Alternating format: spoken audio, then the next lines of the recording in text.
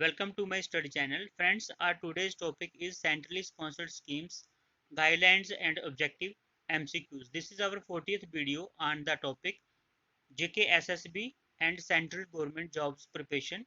Friends, this topic is most important for your preparation and selection too, because without doing this topic you can't achieve your goal, because two or three questions will surely come from this topic, because this topic is a bit difficult topic, because you will get two, three or four statements and you have to tick the correct statement from those statements. So friends, without wasting time, let's start. We have no need to skip this topic. No doubt, there is no doubt that it is difficult topic, but we have to do it because it is very useful topic for our selection. Friends, please revise this topic two or three times for your better understanding. So without wasting time, let's start. Question number one is, which of the following is correct difference between central sector schemes and centrally sponsored schemes?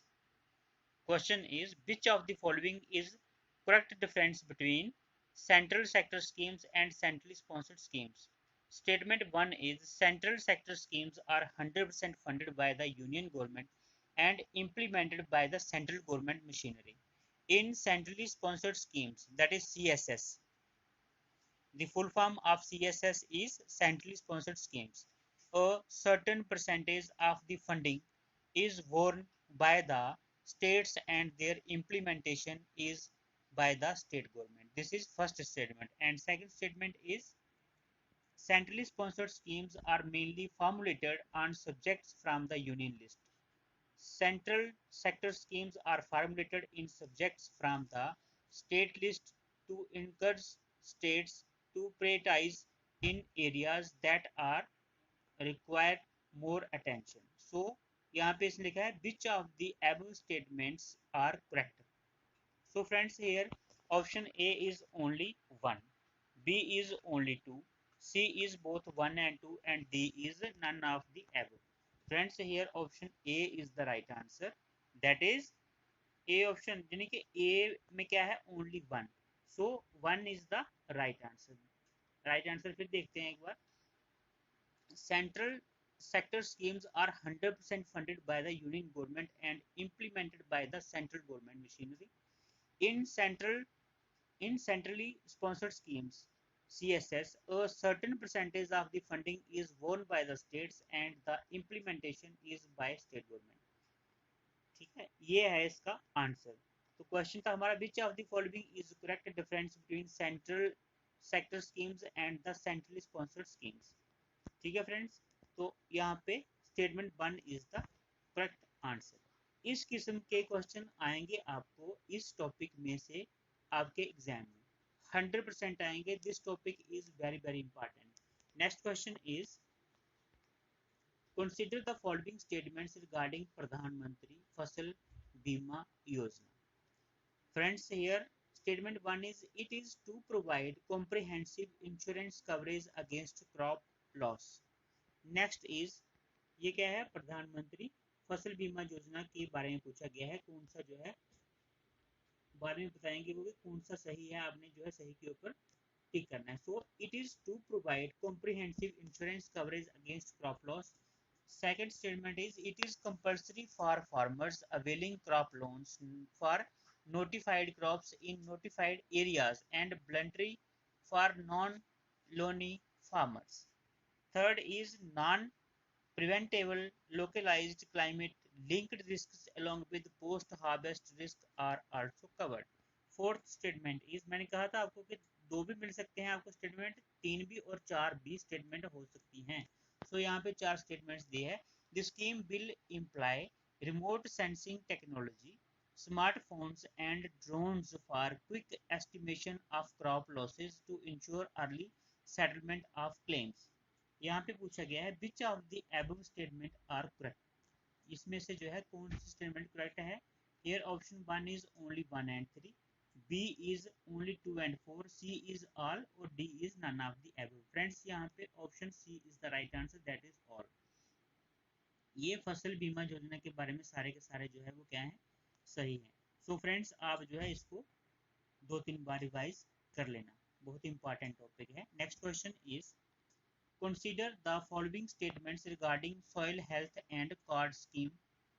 ठीक है, जो soil health and card scheme है उसके बारे में जो है statements दी हैं यहाँ पे, उनको हमने जो है स्टेटमेंट्स को पढ़ना है, उसके बाद में इसका आंसर करना है। First is gives crop wise recommendations of appropriate dosage of fertilizers and nutrients. Next is it will provide once in 2 years. अभी पूछा है यहाँ पे which of the above statement are correct, तो यहाँ पे option A is only 1, B is only 2, C is both 1 and 2, D is none of the above। जो दो स्टेटमेंट वाले क्वेश्चन होंगे उनमें ऐसे दिया होगा। सो यहाँ पे जो ऑप्शन हमारा ए है that is the right answer, only 1, यानी कि जो पहले वाला है वो सही है। क्या है, जो सॉइल हेल्थ कार्ड स्कीम है उसके हिसाब से gives crop wise recommendations of appropriate dosage of fertilizers and nutrients, so this is right answer. Next question is consider the following statements regarding para yes परम प्रगट कृषि विकास योजना।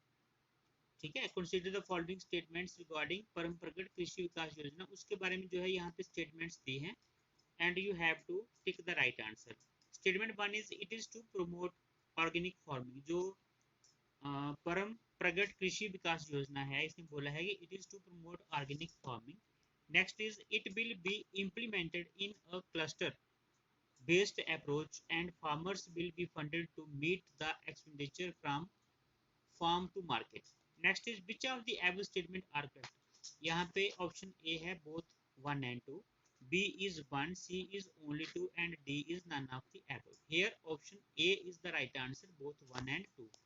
Next question is consider the following statements regarding electronic national agriculture market, that is E-NAM।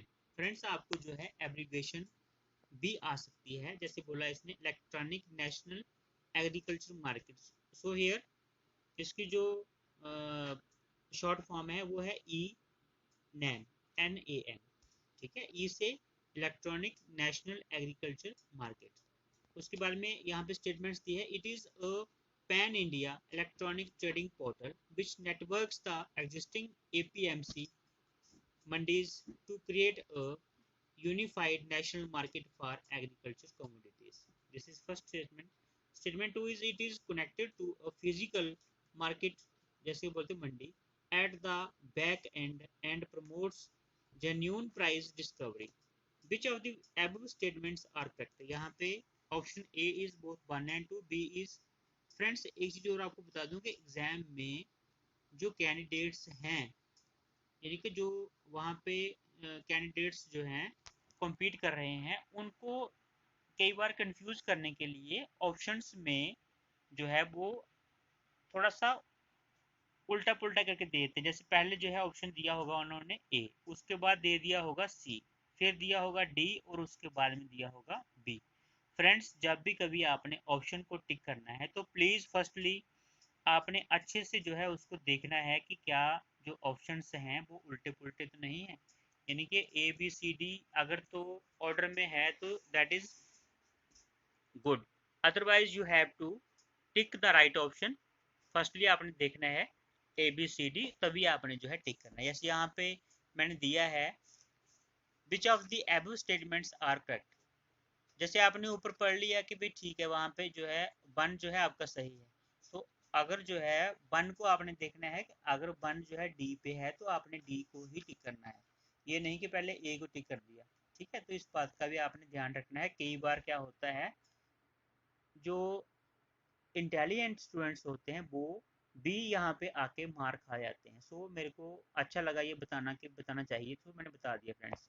Which of the average statements are correct, यहाँ पे option A is the right answer, that is both 1 and 2। Next question is considered the following statements regarding Pradhan Mantri Krishi सिंचाई योजना, प्रधानमंत्री कृषि सिंचाई योजना के बारे में जो है यहाँ पे स्टेटमेंट्स दी हैं। तो देखते हैं क्या है। One statement is it is formulated bye amalgamating ongoing scheme accelerated irrigation benefit program, that is AIBP, integrated watershed management program, that is IWMP, and on farm water management, that is OFWM। Friends ये जो short forms और उनकी abbreviations दिए हैं friends, these are most important because देखो paper set करने वाले के ऊपर डिपेंड है, वो कहीं से भी आपको क्वेश्चन जो है वो डाल सकते हैं, उनको कोई भी चैलेंज नहीं कर सकता। ठीक है, सो ये जो है आप इनको पक्का एक बार कहीं पर लिख लेना, इनको रिवाइज कर लेना।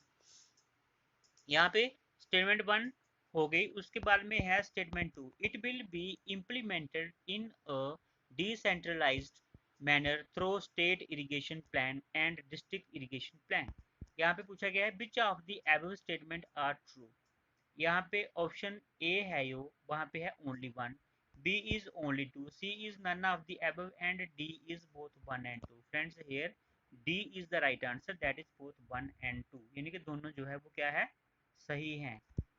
Next question is consider the following statements regarding राष्ट्रीय कृषि विकास योजना RKVY।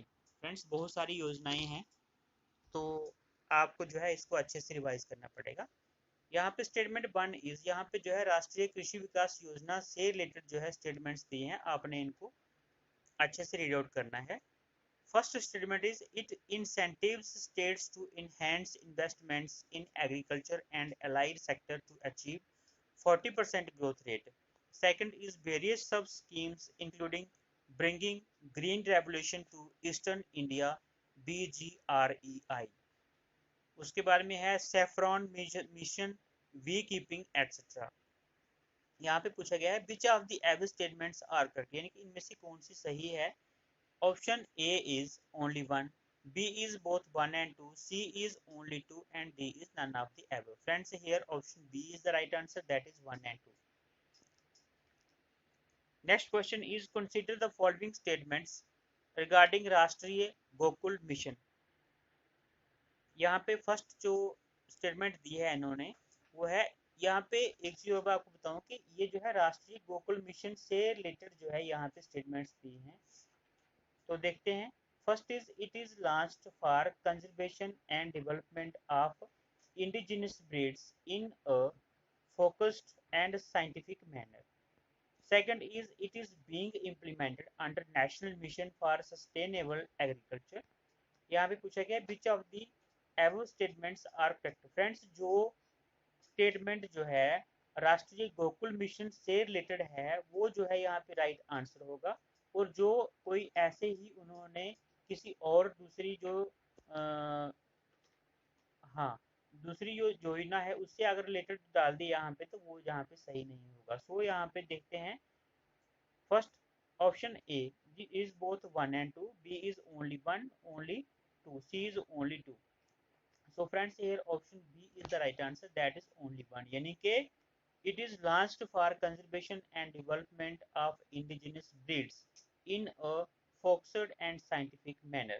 राष्ट्रीय गोकुल मिशन से रिलेटेड जो है statement 1 is the right answer। Next question is consider the following statements regarding प्रधानमंत्री जन औषधि योजना। अभी देखो यहाँ पे प्रधानमंत्री जन औषधि योजना से रिलेटेड भी उन्होंने क्वेश्चन पूछा है। यहाँ पे स्टेटमेंट दिया है जो प्रधानमंत्री जन औषधि योजना से रिलेटेड यहाँ पे स्टेटमेंट होगी वो जो है करेक्ट आंसर होगा, और दूसरा जो है वो उसको हम यहाँ पे कुछ भी मेंशन नहीं करेंगे। So statement 1 is its objective is to make available quality generic medicines at affordable prices to all, especially the poor, throughout the country, through outlets known as Jan Aushadhi stores, JAS। ठीक है। So second is Bureau of Pharma PSUs of India, BPPI is implementing agency which will provide one-time assistance in furnishing and establishment costs of the outlets। यहाँ पे पूछा गया है which of the above statements are correct। Friends here option A is only 1, B is only 2, C is both 1 and 2। So here option C is the right answer, that is 1 and 2, यानी कि दोनों के दोनों statement जो है वो सही हैं। Next question is consider the following statements regarding regional connectivity scheme that is RCS उड़ान। देखो सारे के सारे जो क्वेश्चन है मोस्ट इंपॉर्टेंट है। Consider the following statements regarding regional connectivity scheme that is RCS उड़ान। यहाँ पे first statement is it offers concessions to the airlines to encourage them to fly on regional routes. Second is Airports Authority of India (AAI) is the implementing agency. Third is a Regional Connectivity Fund (RCF) will be created to subsidize operations. Fourth is Viability Gap Funding, that is VGF, will be provided to the selected airline operations from RCF. Which of the above statements are correct? यहाँ पे friends option A is only one, B is only two, C is all of the above. So D is only 2, 3 and 4. Here friends option C is the right answer, that is all of the above are correct. Friends आज के इस video में हम सिर्फ 10 ही question करेंगे क्योंकि questions are a bit lengthy. So friends जो है आज के इस वीडियो में हम जो है 10 ही क्वेश्चन करेंगे। So thanks for watching this video. Please subscribe my channel. अगर आपको ये वीडियो अच्छा लगा तो आप मेरे चैनल को सब्सक्राइब कीजिए और बेल आइकन को प्रेस कर दीजिए ताकि आने वाला हर वीडियो आपके पास सबसे पहले पहुंच जाए। Prepare well, perform well. जय हिंद, जय भारत। Thanks, bye bye.